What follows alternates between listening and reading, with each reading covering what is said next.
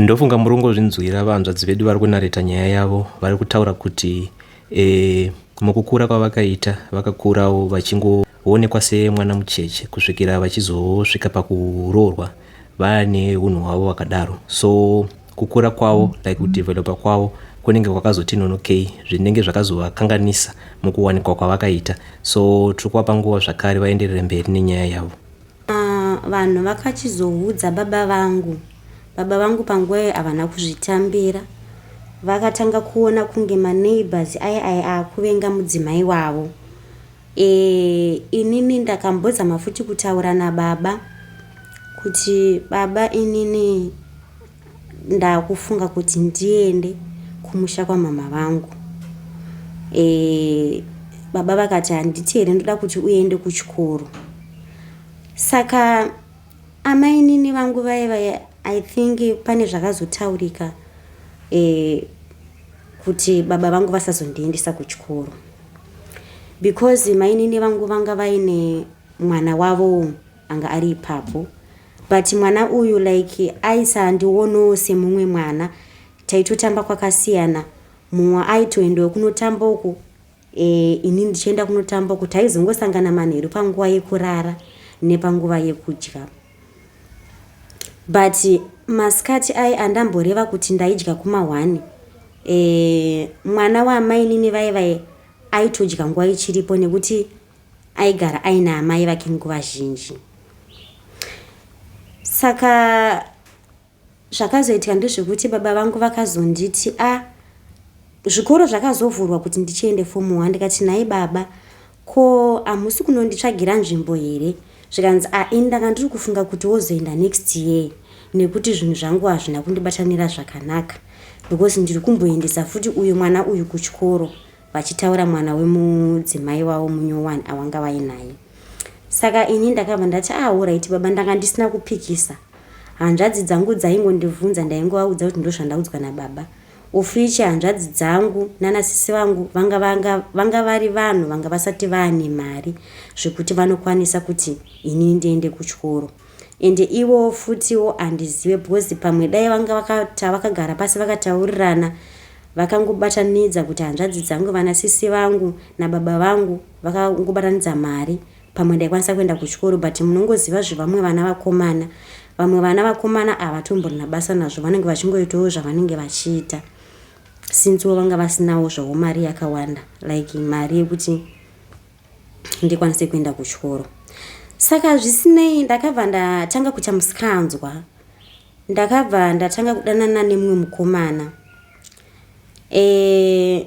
Baba pavakangondiona kuti ndakuita musikanzwa, vakabva vaita like kunge vakutoteka advantage yekuti wakutoita musikanzwa, saka kuchikoro handikuendesi. But ivo havana kukwanisa kuda kufunga kuti vati beta ndimboendese kuchikoro kuti asaite musikanzwa since aiswera pamba. Ndakabva ndatanga kuita musikanzwa, ndakabva ndasangana nemukomana wandaidanana naye. Ndasangana nemukomana wandaidanana naye, handina kuzotora time, ndakabva ndaita pamuviri. Ndichingoita pamuviri, apa tikutaura manga maane makore mangani panguva yazvaiitika izvi pamakazoita pamuviri? Panguva yacho yaive ndanga ndine 15 years. Alright. Ndanga ndine 15 years pandakaita pamuviri. But sisi vangu vakazenge vabva kuMondoro vakugara muHarare, saka vaigara neboyfriend yavo. But inini pandakaita pamuviri, sisi vangu vachizoudzwa nyaya iyi havana kuzvitambira, nekuti vakatanga kuvhunza kuti mwana uyu agozoita pamuviri sei, because mwana wekuti anga asati aenda kunguva yake. Inini kunguva yangu chaiko ndichitarisa kuti akanonoka kuenda kunguva, but munhu akatozoita kuti ndiende kunguva, mukomana wandanga ndakudanana naye, nekuti tanga vanhu vanga vakusangana. Asi inini panguva yandakaenda kunguva handina kuudza kana sisi kana baba. Ndakangozviitira zvinhu zvangu zvokuti ndichiverenga kuti kuenda kwangu kunguva ndakaenda kwemwedzi mingani, I think 3 months, ndakabva ndakasika kubata pamuviri. Asi inini ndabata pamuviri handina kuzvinzwisisa kuti ndabata pamuviri. Asi mukomana ndakamuudza ndikati mwedzi uno handina kuenda kunguva, asi handifunge kuti pane something zvaitika, nekuti ndine imwe friend yangu yandanga ndabvunza kuti nai kana munhu uchitanga kuenda kunguva unombojamba here? Akandipindura akati ehe, munhu unombojamba. Saka inini ndakaramba ndine nyaya iyo yekuti I think ndajamba since ndiri munhu ari kutanga kuenda kunguva. Saka ndakatanga kuverenga kubva ipapo ndichingoti mwedzi uyu handina kuenda kunguva. Takabata futi mumwe mwedzi, ndikaverenga futi mukomana ndikamutaurira kuti handina kuenda kunguva. Tikaverenga futi mumwe mwedzi wechi3, mukomana zvisizvo ndaingomuudza, but inini ndanga ndisina problem. Handina kumbobvira ndarutsa, handina kumbobvira ndarwara, handina kumbobvira ndasarudza chikafu. Ndaingodya chero chabikwa panguva iyoyo ndaidya. And kana kuti nditi ndanga ndine fungidziro yekuti ndine pamuviri, handina kuzvifungidzira panguva yacho iyoyo. Saka nyaya chakazoita kuti izobude kuti inini ndine pamuviri, kumba kwedu kumusha kwanga kuine function. Saka mhuri yese yakabva yaenda kumusha. Baba zvavo havana kuenda, asi iyesu vana ndisu takaenda. Taenda kumusha kudaro, ndakaita 2 weeks ndiri kumusha. Ndakabva ndatanga kusvipa mate, like ndanda kungosvipa mate. Mama kuwandiwa nemate mukano. Mate anga akuwanda mukano. Saka ndakabva ndaita like kunge ndiri kususpecta kuti why ndakusvipa mate. Pamwe pacho ndaipfugama ndichinamata usiku ndichiti chii chiri kuitika pandiri, asi handina kuda kukwanisa kuti ndiudze angave sisi kana kuti ani kana varora, handina kukwanisa kuda kuvaudza. Asi ndaitofungidzwa kuti pamwe inini ndakutoita problem kana kutorwara chaiko. Saka ndaiti ndichirara ndaigona kutotanga kunamata kuti Mwari itai kuti ndisasvipe mate, because hungave usiku mate aya aindishungurudza. Ndatorara ndine tauro, but zvaindinetsa. Saka muroora wangu akazoona ndichisvipa. Vakanditi ko tete muri kusvipei? Ndikati ndiri kunzwa smell yetoilet. Hamusi kunzwa here smell yetoilet kuti iri kusimuka? Zvikanzi zvamuri kungonzwa mega. Ndikati nyatsogarai apa munyatsonzwisise. Ndakazosvika pakutaura chokwadi. Maiguru vangu vakanditi tete, imimi nyatsotaura chokwadi, hamuna nhumbu here? Ndikati amaiguru handina kana nhumbu. Vakaramba vachindibvunza zvikanzi tete zvinhu zvinokwanisa kukubatsira izvozvo mukataura chokwadi, hamuna nhumbu here? Maiguru vangu ndakavaudza ndikati maiguru ndine nhumbu, asi musaudze mukoma. Zvikanzi handitaure. Maiguru vangu vakabva vangoti ndichikwira bhazi ndichidzokera kuHarare, vakabva vaudza murume wavo zvikanzi muri kuzviziva here kuti tete vane nhumbu? Hanzvadzi yangu haana kuzvitambira bosi, akati azviite kuti mwana uyu aite nhumbu bosi achiri mudiki. Zvikanzi mwana uyu mubvunzisise, tete vataura vakati vane nhumbu. Hanzvadzi yangu haana kuzvitambira. Sisi vangu vakaudzwa havana kuzvitambira zvakare. Kusvika vazosvika pakuenda pane kune mukomana, nekuti mukomana uyu anga ari munhu aingozikamwa because ndiye munhu wandaingofamba naye nguva zhinji. Kana ndakatomborohwa futi nehanzvadzi yangu nenyaya yemukomana iyeye, vachiti handidi kukuona uchifamba naye. Saka sisi vangu vakabva vaenda kune mukomana wangu, vakamubvunza. Mukomana akabva aramba. Mukomana akabva azouya akandifurira akanditi iwewe ukabvunzwa kunzi une pamuviri here, ita kuti handina. Saka ini ndanga ndakutoteerera mukomana kudarika hama dzangu. Mukomana akaramba achinditi usatombotauri zvako, because ini ndida kuenda kuSouth Africa. Ndaenda kuSouth Africa ndichazokutumira mari yebhasi wozoteera. Saka ini ndakabva ndashinga kuramba kuti nhumbu handina, kusvikira nyaya iyi yazosvika kune vabereki vemukomana. Vabereki vemukomana vakandibvunza zvakare, ndikavapindura ndikati aiwa nhumbu inini handina. Vabereki vemukomana vakanditi fugura dumbu rako. Ndakafugura dumbu rangu zvikanzi ufichi dumbu rangu ranga risina kumbokura, asi changa chakakura, changa chakutanga kukura mabreast angu. Asi ivo havana kuwana time yekunditi vanditarise mabreast, vakangonditi tione dumbu. Ndobva ndavaratidza mbavangoti alright, kana watiwo hauna nhumbu hapana chakaipa, asi isusu tanzwa kuti une nhumbu. Ndikati aiwa imimi matonzwa zvekunyepa, nhumbu handina. Saka sisi vangu vakazotanga kuchema, vakati inini ndakuchiudza hanzvadzi dzangu dzese, vachitaurira kune mukomana, nekuti mukomana aiziva kuti hanzvadzi dzangu dzanga dzairova, vaitozikanwa hanzvadzi dzangu. Mukomana akabva atya akati aiwa imimi chiregedzai kuudzani hanzvadzi, asi nyaya iripo zvechokwadi musikana ane nhumbu. Ndokuzobvuma kwaakaita, because nyaya yanga yanzi yakunomhangarwa kune hanzvadzi kuti aiwa nyaya yenhumbu ndeyechokwadi.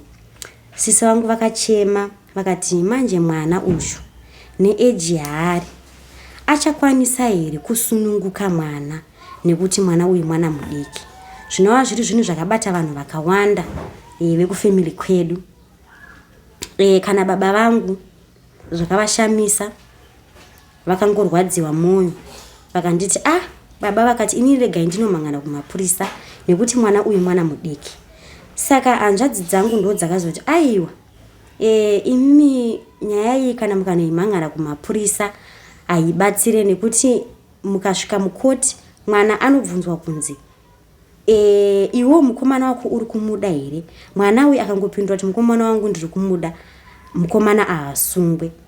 Saka musikana uyu anogona kunotirasisa kumberi abvunzwa nemamagistrate kuti mukomana wako unomuda here. Mukomana obva abvunzwa obva ati musikana ndomuda. Mira ndikubate izvo.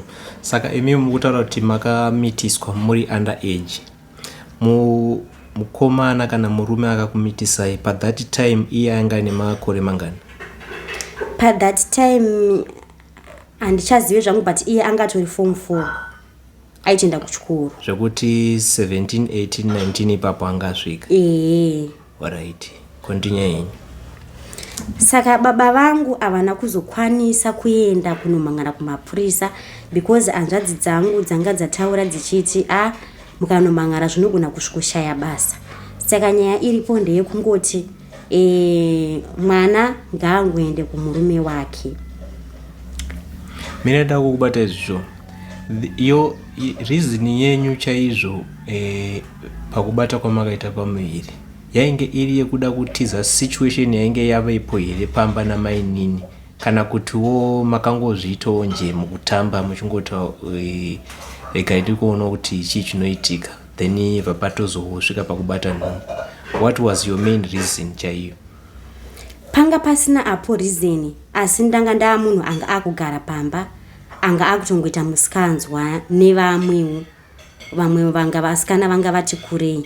Saka inge siri nyaya yekuda kuti nditize mai nini, because pfungwa iyo yekuti nditize yanga isimo mupfungwa, asi inini kugara zvakanaka ndanga ndisina kugara zvakanaka namai nini. Saka tingataure here kuti mange makutamba nevanhu vahombe kwamuri vaikupfuurirai, kana kuti mamuri masame age nevanhu vamaitamba navo? Zera rachona revanhu vamaitamba naro ranga rakamira sei? Vanga vakandisiya zvekuma 2 years, saka vanga vasiri vanhu vahombe stereki, but vanga vanhu vanga vakutoita zvemusikanzwa, nekuti inini munongoziva kuti kumusha nekuharare vana vanokurira kumusha vane kamwe kakupusa-pusa, so kavanenge vainako than vana vanenge vakakurira mutauni. Saka ini ndanga ndichine kakupusa kamwe kaikai semunhu anga akaita kakukurira kumusha, because ndakazinodzidza kumusha. Saka vasikana vemutauni vanga vati ngwarei vachiziva zvakawanda-wanda, muri kuona chokwadi. Saka vasikana vaindo vakazondidzidzisa mushure mekunge vaitowo zvevakomana. Kwakuchitsvagirwa, ndakatitawo kutsvagirwa nefriend yangu achinditi danana kane mukomana usinzi vanga vari mafriends. So takabva tangotanga kungodanana nemukomana iye. Okay. Friend yangu. Alright. Madanana kudaro makazosvika pakutanga kugara mese here kana kuti mainge muchingogara muri separate? Tadanana mapiwa pamuviri. Okay, ndapiwa pamuviri. Nyaya iyi yakazogarwa pasi nehama dzekwangu nehama dzemukomana. Hanzvadzi dzangu vakazoenda nanasisi vangu vakanotaura kuti ndo nyaya iripo iyi, mwana wenyu akapara mhosva kumwana wedu. Saka amai vemukomana havana kumboramba nekuti vaindiziva kuti ndaifambidzana nemwana wavo, asi chavakangokwanisa kungotaura ndechekuti inini mwana ndinotora asi ndichambogara naye mumba mangu muno musinzi mukomana undaitogara naye aienda kuchikoro. Then tozoona kuti tatsvagira mukomana uyu basa, woenda kubasa unoshanda, votanga kuzvigarira vega vakuzviitira zvinhu zvavo. Saka ndakabva ndasiwa kumba kwaamwene vangu, ndakagara naamwene vangu kwemwedzi. Vakabva vatsvagira mwana wavo basa, ndopa akabva atanga kuenda kubasa kunoshanda, ndobva tanogara kwedu tega nemukomana. Tagara kudaro nguva yangu yakasvika pakukwana kuti ndinosununguka 9 months. Ndakabva ndaenda kunosununguka. Pandakaenda kunosununguka pakaita like kunge vanhu vanga vakawanda vasvika kuma 13 pandakaenda kulabor.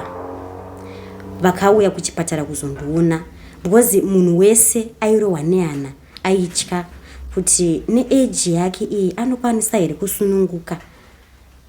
So asi ndakazongotenda Mwari kuti ndakasununguka mune zvakanaka, handina kumbosununguka neoperation, ndakasununguka zvangu mune zvakanaka.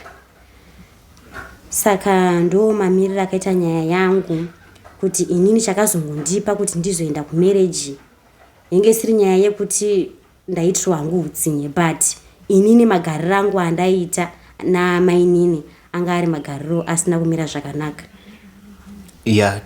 Tichitanga pane pandambokubvunzai tisati tapinda paprogramu yedu kuti marriage yachona zvakazofamba sei. Are you still in a marriage kana kuti makazosvika pakubuda nekudawo kwezvimwewo zvikonzero? Munogona kuti tsanangurirawo ipapo kuti pakamira sei? Alright, mumarriage ndakazobuda mumarriage mwana wangu anga ane gore ne3 months. Ndo pandakabuda mumarriage because mukomana airova, ndaingoti ndikaita kanyaya yakadiki ndairohwa. Saka inini ndaiti andirova kudaro ndaibva ndabatikana, ndotanga kuchema ndakufunga amai vangu, ndaigona kuswera the whole day rese like ndichifunga amai vangu ndichichema. Ndikubatei zvishoma, kubva kumashure kwese uku baba kana amai pane musi wavakange vambokurova here zvekuda kukupai discipline kana kungokutsurai kana kukutukai? Baba naamai vangu handina kumbobvira ndambosangana neproblem yakadaro kuti vaindirova vainditsura kana kutorayirwa cheko kudzidziswa. Handakasare kana ndatombodzidziswa, ndaingoti chero zvandangoita vaingonditi mwana. Baba vangu vakangondirova ambama 1 mushure mekunge vandiona ndichifamba nemukomana iyeye. Pandakaenda kumba vakanditi ndiani andakuona uchifamba naye, handidi kukuona uchifamba nemukomana, usati wakuita zvevakomana. Saka vakangotongondirova ambama chiti ndokubva ndazongotiza. Ndo chete zvakangoitika, but ndasati ndambosangana nedambudziko rekuti ndairohwa kana kuitwa sei kana kutsurwa. Baba vangu ndo vanga vakutonditsura sinzi ndanda kugara nababa vachingoti aiwo wato munhu mukuru uri kufanira kusuka maplates nekuti ndaisasuka. Ndaingoti baba ndo vachaita zvese. Saka vaingonditsuro zvamune zvakanaka vachiti unofanira kusuka maplates, kuwacha, unofanira kudzidzira kuwacha wega. So izvezvi can we say kuti mave single mother? Mangova munhu akazvimirira angori nemwana wake asiri kumurume? Izvezvi nda single mother, ndango munhu akungozvimirira inini nemwana wangu zvangu. Okay, tokudzorere kumashure. How abusive was your husband? Aiita zvekukutukira tukai here nemashoko anodzimba, mairohwa here nemupama, mairohwa nezvibhakera, kushungurudzwa kwakaita sei kwamaiitwa muri mumereji yenyu yamainge muri? Inini semunhu anga achine pfungwa dzeudiki, ndaiti ndikatsiurwa nemurume wangu kuti ko izvi waitirei, wadii wadai, ndaisapindura nyaya iyi mune zvakanaka, ndaishandisa rafu. Saka mukomana ndo zvinhu zvaanga asingadi, aibva andirova, tototanga kutorwa ende akandirova ndaimudzosera. Saka mukurohwa kwandaiitwa ndaibva ndamudzosera, so taibva tatozotora kana time achindirova because iye aibva ati haungambondidzosere inini nekuti ini ndiri munhu wemurume, ininiwo ndichiti uri kundiroverei. So mumba maitoita noise kutoti angave mawater glass, maplates zvaipwanyika because ininiwo wacho ndaishandisa nharo kutozosvikira vanhu vatozoungana pamba vatozobata mukomana. Saka ndaigara ndichirohwa, so ndakabva ndaona kuti the best way rega ndiende kumba, ndinogara kumba kwedu.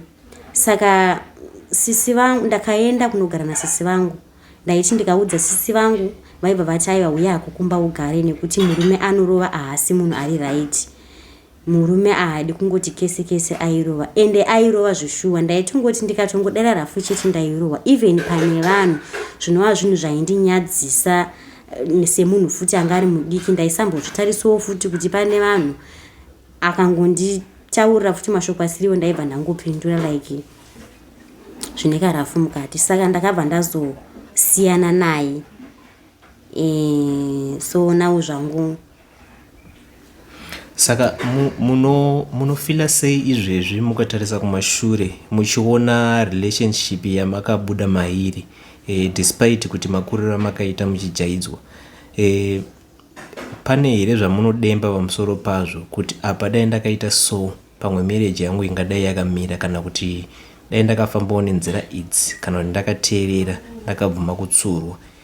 Pane zvamunoona here kuti maigona kuzvigadzirisa musha ukatomira mune zvakanaka? Zvinhu zvandakazotanga kuona izvozvo ndabuda mumarriage nekukurawo kwangu inini pfungwa dzangu, ndakachizotanga kuona nekunzwawo vamwe manext door vachitaura nekuonawo zvinenge zvichiitika kune vamwe, kuti kune vamwe vanhu vanorohwa asi vanenge vachishingirira dzimba, kune vamwe vanhu vasina kugara zvakanaka asi vanenge vachishingirira.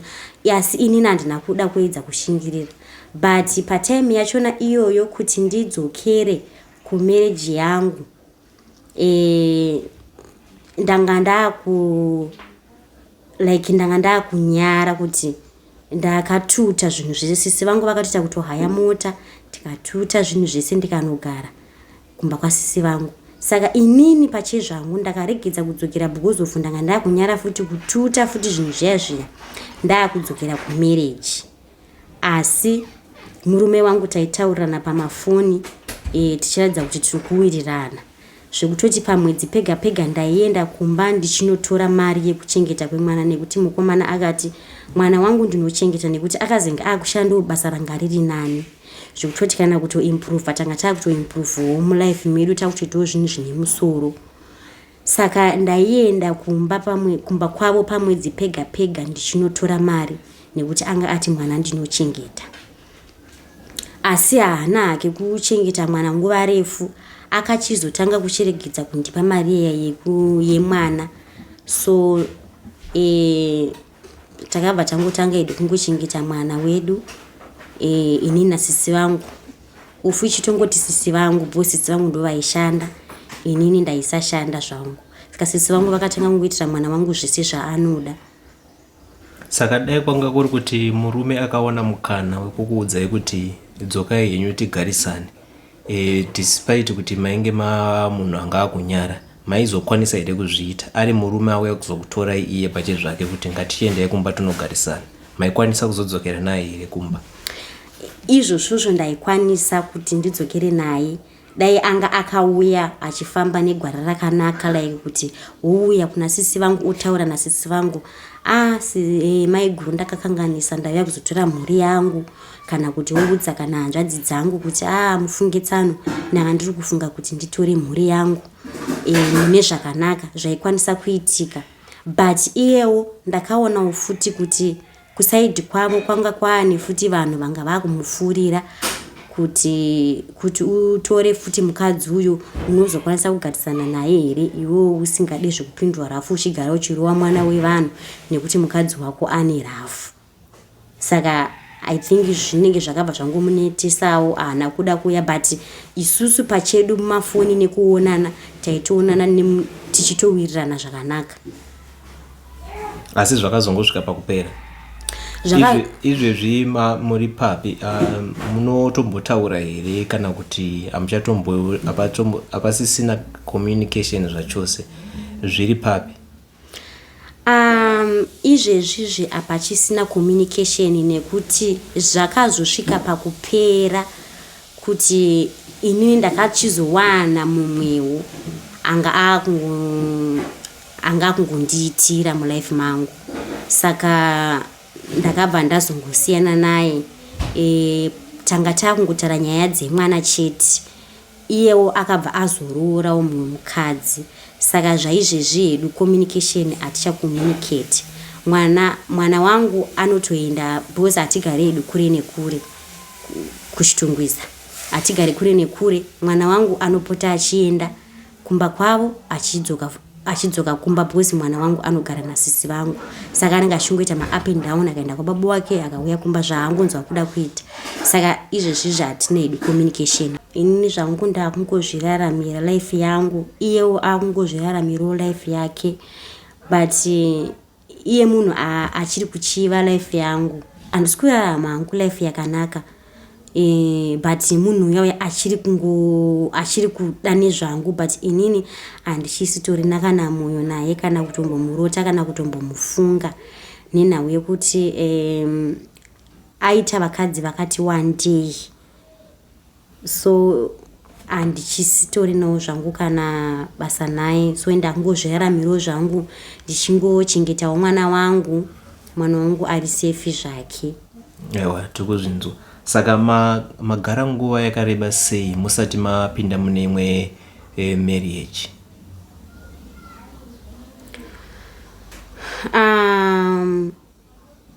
Pandakasiyana nemukomana ndakagara 6 years ndisati ndapinda mune imwe marriage. Saka ndakabva ndazopinda futi mune imwe marriage. Mumarriage yandakapinda aiwa handidi kunyepa, manga musinamo kana dambudziko. Tichitanga marriage ini ndakatiita zvekutorwa zvakanaka, kutobvisirwa mari vanhu vakatounganawo. Asi mumarriage yangu iyoyo futi manga muine maproblems. Inini handichazivawo zvangu kuti problem yangu here kana kuti pane zviri kutoitikawo pandiri muupenyu hwangu, zvinhu zvinondinetsa mupfungwa dzangu kuti sei. Nekuti pandakapinda mumarriage yangu yechipiri, marriage yangu iyoyo ndakanyatsonzwa kuti ndiri mumarriage pane marriage yangu yekutanga. Ndakanyatsozvinzwa ndega kuti aiwa munomu ndiri mumarriage. Asi problem yaiitika mumarriage imomo, murume wangu ndaimuda kana iye aindida. But zvakazoitika mumarriage umu, murume wangu anga ari munhu wekuti aisada kudarikwa kana nedrezi zvaurangopfuura pamberi pake. Zvinova zviri zvinhu zvekuti zvaindibata, zvaindirwadza. Asi murume wangu ndaimuda. Nemurume wangu takagara 7 years. But pa7 years idzodzo ndaigara ndiri munhu aichema like aibhowekana neunhu hwaaiita murume wangu. But iye murume wangu anga ari munhu aiappreciata kuti aiti akatadza aiuya kwandiri ondikumbira sori, totoramba futi tichikontinya. That's why ndakatora time ndinaye ndichigara naye kuzosvika pari nhasi ndakazosvikawo zvangu pakuneta kuti ndaneta nekuti mangwana ndongoramba ndichingoti why sei madai zvaindirwadza, but iye anondida ininiwo futi ndine kakumuda because of munhu aisandita rafu kana mbama yake chaiye handizivi. Aitoti akatadza aindikumbira ruregerero, aitonditengera something chekuti ungonditenda kungonditi asori pane zvandaita.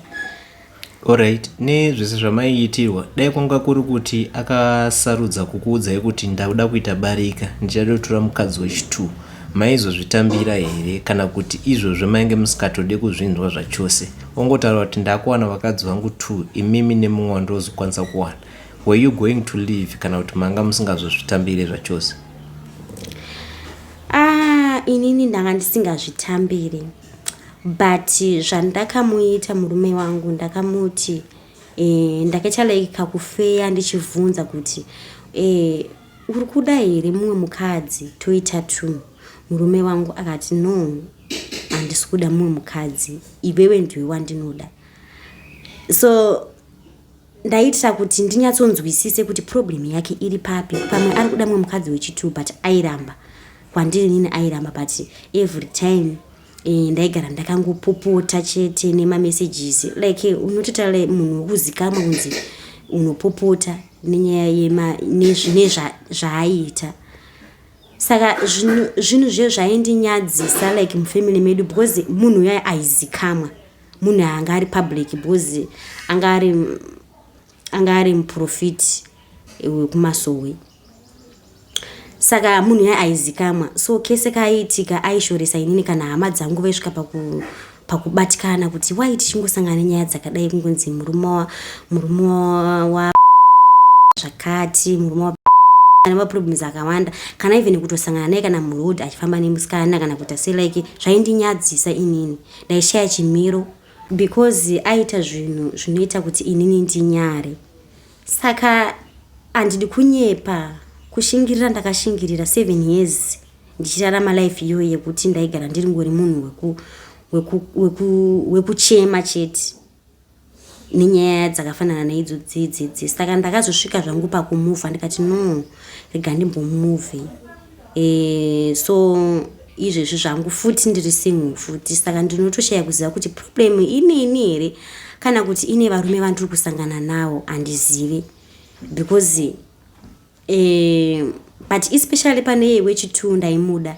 Wekutanga hangu ndaisanyanya kumuda zvekudaro, but wechitu ndaimuda because anga ari munhu anga aine respect, respect hama dzangu, and munhu aitoverengawo kuti mukwasha anga ari naniwo zvaive nani, but unhu hwake ndo hwandakaitaka kukundikana nawo nekuti waigara uchindichemedza. Izvezvi baba vachiripo havari papenyu? Okay, ndanga ndisina kuzotaura. Baba vangu vakazoshaika, vakatoshaika. Mwana wangu angainishi ndanga ndabva futi kumarriage because baba vangu vakatoono muzukuru wavo vachitaura mwana wangu, vachiona mwana wangu iye, vakatoona muzukuru wangu mwana wangu inini vakatomuonawo. Saka vakazoshaika zvavo. Mwana wangu anga ane gore ne5 asi ndanga ndisisiri kumere, ndanga ndisisiri kumurume zvangu pakashaika baba vangu. Okay, saka mashoko enyu ekupedzisira munoda kuti chii kune vabereki vekuti kana vachinge vaita vana vanenge vachivatora semazai, havavape discipline, havavatsudze kana kuvaitawo zvinhu zvokuti vange vachikurawo vachionawo kuti apa tine zvatakadzidziswawo nevabereki. Mune mashoko here amungadawo kutaurira vabereki vanokurisa vana mune nzira imwe isina kufanira? Nekuti as far as I know bhaibheri chairo rinotaura kuti kana mwana achinge asingateereri anofanira kurohwa neshamhu kuitira kuti adzokere mugwara. Kurova mwana hakusi kuti unenge uchimuuraya, unenge uchida kuti ungomurangewo kuti agare ari munzira dzakanaka. Saka mashoko amungade kutaurira kune vabereki vekuti havadzidzise vana vavo zvakanaka, havavarange, vanongovasiya vachingoita chero zvavanenge vachida. Chero mwana akada kuenda kunoba vanongomumiririra kudzimara atobuda kana mumaoko emapurisa. kuzosvikira apo pavanozonzwa kuti mwana wavo auraya munhu kana kuti azoita rimwe mhosva yakuti ada kuzoita life in jail.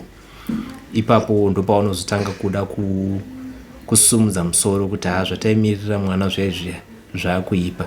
Munoda kuti chii kune vabereki vane hunhu hwakadaro?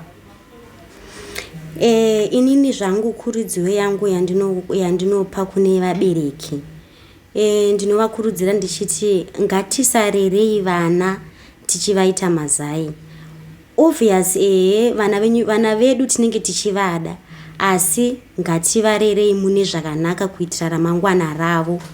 Nekuti ndataura paye ndikati inini ndakarerwa sezai, saka ndaiti ndikatsiurwa ndaibva ndatoona kunge ameno zvandatoitwa. Saka vabereki tinenge ngatingorerei vana vedu mune zvakanaka. Mwana akatadzawo anotsiurwa orohwa, but noti murovere wekubva warohwa kunge wakuda kuponda mwana, kuitira mangwana, nekuti Yesu hatizivi ramangwana redu kuti richazovepi. Nekuti tinogona kutanga kufa isusu ana amai kusara nababa, baba voura futi mumwe mukadzi. Mwana uye anokura asingagone kana kusuka mapureti, sezvandambotaura zviye kuti ini ndaisakwanisa kana kusuka kana mapureti, kana kuwacha chipfeko changu chemukati ndaisakwanisa. Baba vangu ndo vakazenge vakutowacha nekutozotanga kuchindiudza kuti wacha. Saka izvozvo ngatidzidzisei vana vedu kuti enda unowacha chipfeko chako chemukati. Mwana utanga kutodzidzira achiri mudiki. Iwewe mubereki unozopedzisawo zvako, asi mwana ngaangokure achiziva kuti mumba mabasa ipamba anoitwa, kuitira kuti Yesu tikazongoshaika mwana anenge aine zvizhinji zvaanenge achiziva through iyemi amai mukumudzidzisa kwamunenge muchimuita. Aiwa, tinotenda nemashoko enyu manga muchisheya nesu. Tinokutendai nekuteerera. Ndofunga mangozvinzwira nyaya yatanga tinayo panapa, kuti mwana akakura asina mutemo yakakwana anogona kuzonetsekana iye pachezvake nekukura kwaanenge achiita mukati melife yake. Tinovimba tasvika kumagumo kwechirongwa chedu. Ngatisanganei zvakare pane imwe episode.